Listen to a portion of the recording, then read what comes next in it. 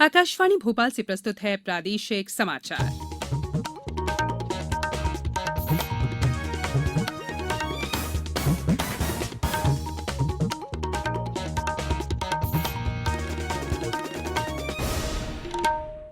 नमस्कार, समाचारों के साथ मैं संयुक्ता बैनर्जी। पहले मुख्य समाचार। उच्चतम न्यायालय ने राज्य सरकारों को निर्देश दिए हैं कि लॉकडाउन के दौरान देश के विभिन्न हिस्सों में फंसे मजदूरों को उनके घरों तक पहुंचाने के लिए किराए और उनके खाने पीने की व्यवस्था करें। कैबिनेट सचिव राजीव गौबा ने आज कोरोना महामारी से सबसे अधिक ग्रस्त इंदौर सहित देश के 13 शहरों की स्थिति की समीक्षा की। देश में कोरोना संक्रमितों की संख्या 1,58,000 से अधिक, वहीं प्रदेश में भी 7,25,000 से अधिक संक्रमित हुए और राज्य में दिन भर लोगों को गर्मी से नहीं मिली राहत। शाम होते होते मौसम के तेवर ढीले पड़े। अब समाचार विस्तार से। उच्चतम न्यायालय ने राष्ट्रव्यापी लॉकडाउन के दौरान देश के विभिन्न हिस्सों में फंसे मजदूरों को उनके घरों तक पहुंचाने के लिए राज्य सरकारों को किराया वहन करने और खाने पीने की सुविधा उपलब्ध कराने सहित कई अंतरिम आदेश आज जारी किए। न्यायमूर्ति अशोक भूषण, न्यायमूर्ति संजय किशन कौल और न्यायमूर्ति एम.आर. शाह की खंडपीठ ने केंद्र सरकार और विभिन्न राज्य सरकारों तथा कुछ हस्तक्षेप याचिकाकर्ताओं की ओर से पेश वकीलों की दलीलें सुनने के बाद महत्वपूर्ण दिशा निर्देश जारी किए। न्यायालय ने कहा कि देश के विभिन्न हिस्सों में फंसे प्रवासी मजदूरों को उनके घर तक पहुंचाने के लिए उनसे न तो रेल का किराया लिया जाएगा, न ही बस भाड़ा। न्यायालय ने कहा कि इन मजदूरों के किराए पर आने वाला खर्च संबंधित राज्यों द्वारा साझा किया जाएगा। शीर्ष अदालत ने कहा कि प्रस्थान बिंदु पर इन प्रवासी मजदूरों को खाने पीने की सुविधा संबंधी राज्य उपलब्ध कराएंगे और यात्रा के दौरान ये सुविधा रेलवे देगी।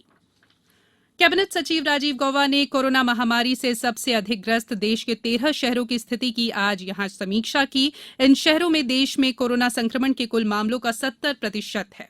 बैठक में इन शहरों के निगमायुक्तों, जिला मजिस्ट्रेटों और संबंधित राज्यों तथा केंद्र शासित प्रदेशों के मुख्य सचिवों ने भी हिस्सा लिया।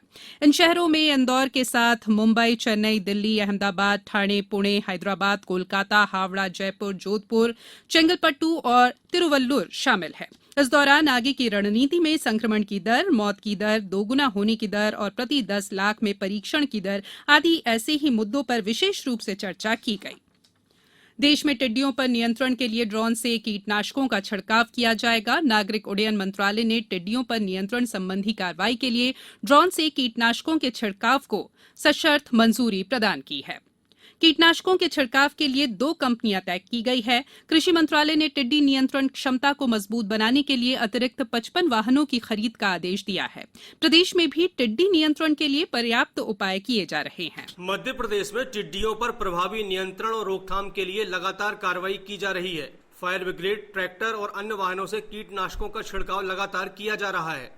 कई जिलों में प्रशासन टिड्डी दलों को डराने के लिए सायरन का इस्तेमाल भी कर रहा है। मध्य प्रदेश के नीमच, गुना, हरदा, होशंगाबाद सहित लगभग 10 जिले टिड्डियों के हमले से पीड़ित हैं। ये 10 जिले राज्य में सरसों, जीरा, गेहूं, फल और सब्जियों के प्रमुख उत्पादक हैं। कृषि विभाग के प्रमुख सचिव अजीत केसरी ने मीडिया कर्मियों से बात करते हुए कहा कि रेगिस्तानी टिड्डियों के झुंड मुख्य रूप से 2 क्षेत्रों, मालवा क्षेत्र में नीमच और ग्वालियर चंबल क्षेत्र में श्योपुर से प्रदेश में आ रहे हैं और ये दोनों ही राजस्थान सीमा के करीब है। संजीव शर्मा, आकाशवाणी समाचार, भोपाल। वहीं टिड्डी दल पड़ोसी महाराष्ट्र राज्य के भंडारा जिले की तुमसर तहसील से बालाघाट जिले में प्रवेश कर गया है। टिड्डी को भगाने और उसके खात्मे के लिए कृषि विभाग का अमला जुट गया है। यूनिसेफ ने महिलाओं के मासिक धर्म को लेकर समाज में फैली गलत धारणाओं को तोड़ने के लिए एक रेड डॉट चैलेंज अभियान चलाया है, जिसका 32 लाख लोगों ने समर्थन किया है। यूनिसेफ ने आज मासिक धर्म स्वच्छता दिवस के अवसर पर यह जानकारी दी। कोरोना संकट के बीच मासिक धर्म और स्वच्छता के मुद्दों के महत्व को पहचानने और किशोर लड़कियों के सामने आने वाली कठिनाइयों पर ध्यान देने के लिए यूनिसेफ इंडिया ने इस साल #रेड डॉट चैलेंज को फिर से शुरू किया है। नीमच जिले में युवाओं ने जरूरतमंदों की मदद के लिए एक मुहिम अन्नदाताओं की देश के नाम से फेसबुक पेज बनाया है। शहनातलाई ग्राम पंचायत सचिव पूरणमल धाकड़ ने पंचायत के सभी गांवों में छोटे माइक से इसकी घोषणा करा दी। फेसबुक पेज और घोषणा का असर ये हुआ कि 74 गांवों में 7,000 किसानों ने गेहूं इकट्ठा कर लिया। मैं ओम प्रकाश धाकड़, ग्राम शहनातलाई, जिला नीमच से हूँ। अभी थोड़ा दिन पहले हम लोगों ने एक मुहिम चालू करी है। सभी किसानों से हमने अनाज दान किया है। तो एक मुहिम चलाई थी अन्नदाताओं की, जो कि देश के नाम है। तो हमने पूरे सिंगरौली क्षेत्र, कंडाला क्षेत्र, पूरे नीमच जिले से गाँवों में घूम घूम के अनाज इकट्ठा करवाया और उस अनाज को हम लोगों ने सभी की सहमति से बेच के प्रधानमंत्री राहत कोष में दान किया। ये समाचार आप आकाशवाणी भोपाल से सुन रहे हैं। हमारे समाचारों को आप कभी भी और कहीं भी अपनी सुविधा के अनुसार सुन सकते हैं। ये समाचार बुलेटिन YouTube, ट्विटर और फेसबुक पर AIR न्यूज भोपाल पेज पर सुने जा सकते हैं। इसके अलावा आप हमारी वेबसाइट newsonair.nic.in पर या AIR न्यूज ऐप पर भी ये समाचार सुन सकते हैं।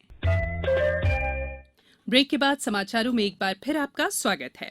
देश में 2 दिन तक कोरोना वायरस से संक्रमण के नए मामलों में आंशिक कमी के बाद पिछले 24 घंटों के दौरान एक बार फिर वृद्धि दर्ज की गई है और 6,566 नए मामलों के साथ संक्रमितों की कुल संख्या 1,58,333 और मृतकों का आंकड़ा 4,531 पर पहुंच गया है। वहीं इस संक्रमण से स्वस्थ हुए लोगों की कुल संख्या 67,692 हो गई है। भोपाल स्थित राजभवन परिसर में कोविड-19 संक्रमण के मद्देनजर जरूरी सावधानियों की प्रतिदिन उच्च स्तरीय समीक्षा की जाएगी। राजभवन परिसर में निवास करने वाले कर्मचारियों और उनके परिजनों में से 7 लोग कोविड-19 से संक्रमित पाए गए हैं, जिन्हें कल ही अस्पताल में भर्ती कराया गया है। परिसर के कर्मचारियों के आवास क्षेत्र को कोविड-19 प्रभावित कंटेनमेंट क्षेत्र घोषित कर सभी स्टैंडर्ड ऑपरेटिंग प्रोसीजर को सुनिश्चित किया गया है। राज्यपाल के निवास क्षेत्र में ठहरने वाले कर्मचारियों द्वारा मास्क, ग्लव्स और सैनिटाइजेशन जैसे सुरक्षा मानकों का पूर्णतः प्रयोग सुनिश्चित किया जा रहा है। राज्यपाल से मुलाकात से पूर्व सभी प्रकार की सावधानियां और प्रोटोकॉल जैसी 2 गज दूरी रखने, मास्क और शू कवर पहनने, सैनिटाइजेशन और थर्मल स्क्रीनिंग आदि सुनिश्चित करने के बाद ही मुलाकात की अनुमति की व्यवस्था है। प्रदेश में कोरोना संक्रमितों की संख्या लगातार बढ़ रही है। अब तक 7,25,000 से ज्यादा लोग संक्रमित हुए हैं। इंदौर, भोपाल और उज्जैन संक्रमण से सबसे ज्यादा प्रभावित है। भोपाल में 25 नए कोरोना संक्रमित मिलने के साथ संक्रमितों की संख्या बढ़कर 1,398 हो गई है। वहीं भोपाल के चिरायू अस्पताल से आज 9 व्यक्ति कोरोना संक्रमण से मुक्त होकर अपने घर रवाना हो गए। उज्जैन जिले में पुलिस के 11 जवानों समेत 15 व्यक्तियों के कोरोना संक्रमित पाए जाने के बाद संक्रमितों की कुल संख्या 629 हो गई है। कटनी जिले में 9 वर्ष की एक बच्ची कोरोना पॉजिटिव पाई गई है। वो हाल ही में अपने परिवार के साथ मुंबई से कटनी लौटी है। सिवनी जिले के बंडौल थाना क्षेत्र में होम क्वारंटीन का उल्लंघन करने के सिलसिले में संबंधित व्यक्ति के खिलाफ प्राथमिकी दर्ज कर ली गई है। मुरैना जिले में एक कोरोना पॉजिटिव वृद्ध महिला मरीज की जिला अस्पताल में आज मौत हो गई। मुरैना जिले में कोरोना संक्रमित मरीज की ये पहली मौत है। वहीं जिले में 3 कोरोना पॉजिटिव मरीज आज स्वस्थ होकर अपने अपने घरों को रवाना हो गए हैं। बैतूल जिले में अब कंटेनमेंट क्षेत्रों वाले गांवों में कोरोना वायरस निगरानी समिति निरंतर गश्त कर लोगों का आवागमन रोकेगी और सोशल डिस्टेंसिंग और अन्य सुरक्षात्मक उपाय सुनिश्चित करेगी। सीहोर की आष्टा तहसील के कन्नौद रोड निवासी एक किडनी पेशेंट को इंदौर में डायलिसिस के दौरान हुई जांच में कोरोना पॉजिटिव पाया गया है। राजगढ़ जिले में आज ब्यावरा की 58 वर्षीय महिला की कोरोना रिपोर्ट पॉजिटिव आई है। कलेक्टर नीरज सिंह ने बताया है कि संक्रमण की रोकथाम के लिए सभी कदम उठाए जा रहे हैं। राजगढ़ जिले में बोडा में 5 व्यक्ति पॉजिटिव मिले हैं, जो कि सब एक ही इंसिडेंट से संबंधित है। और ब्यावरा में अभी एक पॉजिटिव महिला मिली है और इसके लिए दोनों एरियाज में कंटेनमेंट जोन घोषित कर दिया गया है और सभी नेसेसरी प्रिकॉशंस लिए जा रहे हैं। निवाड़ी कलेक्टर अक्षय कुमार सिंह ने सफाई कर्मचारियों का सम्मान किया। उन्होंने सफाई कर्मियों को मास्क, सैनिटाइजर आदि सामग्री भी दी। टीकमगढ़ जिले में रोग प्रतिरोधक क्षमता बढ़ाने के लिए आयुष विभाग ने अब तक 5.5 लाख लोगों तक आयुर्वेदिक औषधियां पहुंचाई हैं। छतरपुर में दिल्ली से आए व्यक्ति की पॉजिटिव मिलने के बाद अब कालापानी ग्राम में कोरोना पॉजिटिव मरीजों की संख्या 7 हो गई है। आज की रिपोर्ट में मिले 6 मरीज एक ही परिवार के हैं। शिवपुरी जिले में आज कोई भी पॉजिटिव केस प्राप्त नहीं हुआ है। वहीं खंडवा मेडिकल कॉलेज से कुल 6 मरीज कोरोना संक्रमण से मुक्त होने के कारण डिस्चार्ज किए गए हैं। गुना में विधायक गोपीलाल जाटव द्वारा जिले में corona sample collection mobile unit को हरी झंडी दिखाकर रवाना किया गया। अब बात मौसम की।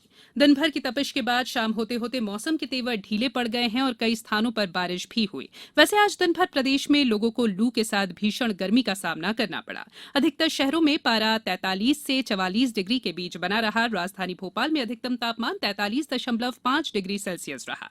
उमरिया जिले के मानपुर तहसील में आज शाम झमाझम बारिश होने से लोगों ने गर्मी से राहत महसूस की। वहीं जिला मुख्यालय में भीषण गर्मी का दौर जारी है। छतरपुर जिले में मौसम का मिजाज बदला। आंधी तूफान के साथ कई स्थानों पर हल्की बूंदाबांदी हुई। पर्यटन नगरी खजुराहो में भी आज हल्की बारिश हुई। इससे तापमान में गिरावट दर्ज हुई। अनेक जगह पेड़ और बिजली के खंभे गिरे। सीधी सहित अन्य जिलों से भी मौसम बदलने की खबरें मिली हैं।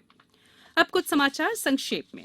समाज सुधारक विनायक दामोदर सावरकर का उनकी जयंती पर आज प्रदेश में भाजपा नेताओं ने स्मरण कर उनके प्रति श्रद्धा सुमन अर्पित किए।